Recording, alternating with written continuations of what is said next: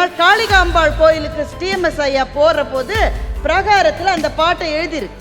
ஐயோ யார் எழுதினதுன்னு போட்டிருக்கான்னு கீழே போய் பார்க்குறாரு. ஆண்டவன் பிச்சைன்னு கீழே போட்டிருக்கு. ஆண்டவன் பிச்சைன்னு ஒரு வாக்கையக்காரரை பற்றி நான் கேள்விப்பட்டதே இல்லை. யார் அது? அது உண்மையிலே ஆண்டவன் பிச்சை என்கின்ற ஒரு பெண். அந்த அம்மாவினுடைய பேர் மரகத அம்மாள் என்பது அந்த அவங்களோட பேர். அவங்க எப்படி அந்த பாட்டை எழுதினாங்க? அவங்க ஸ்கூலுக்கே போனதில்லை. அந்த பாடல் எப்படி வந்தது அவங்களுக்கு போய் கேட்குறாங்க. அந்த அம்மா சொல்லுது, அந்த கால வழக்கப்படி 9 வயசில் திருமணம் பண்ணி வச்சுருக்காங்க மரகத அம்மாளுக்கு. பிரசவம் நடந்திருக்கு.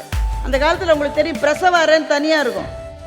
அந்த அறையில் அந்த அம்மா இருக்குது. கூட துணைக்கு ஒரு மருத்துவச்சி இருக்காங்க. தனக்கு அப்போது பிறந்த குழந்தையை பார்த்து அந்த அம்மா ஒரு பாட்டு பாடியிருக்கு. அப்போது 3 வயதான ஒரு குழந்தை நடந்து வந்து என்னை பற்றியும் நீ பாட மாட்டாயான்னு கேட்டது மாதிரி மரகதம்மாளுக்கு ஒரு தோற்றம் வருகிறது.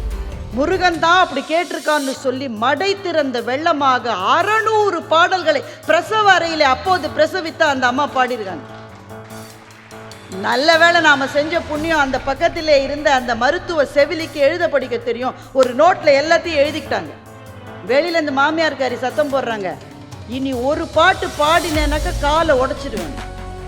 அந்த எழுதப்பட்ட அந்த நோட்டை அப்படியே தகர பொட்டியில் போட்டு மேலே போட்டுட்டு அதுக்கு பிறகு 22 வருஷங்கள் அந்த அம்மா புதுசாக ஒரு பாட்டு கூட பாடவே இல்லை.